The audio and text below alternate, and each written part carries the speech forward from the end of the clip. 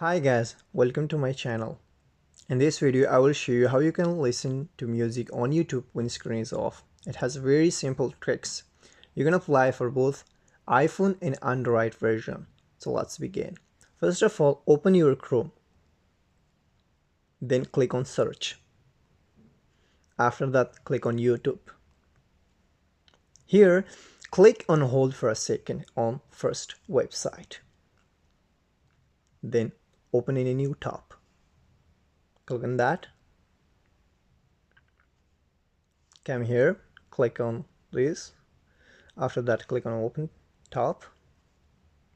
Here, once you came here, just click on these three dots. Scroll down, click on request desktop site.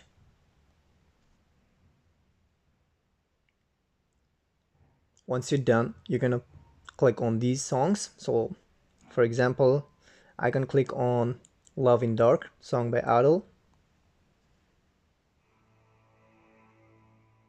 So it played. You can just go here, just like this. You can listen to the music, and you can use another platform at the same time during the lesson. Okay, so now screen, you can listen to the music. Still we have the music. We also have it here. So enjoy. Thank you for watching this video.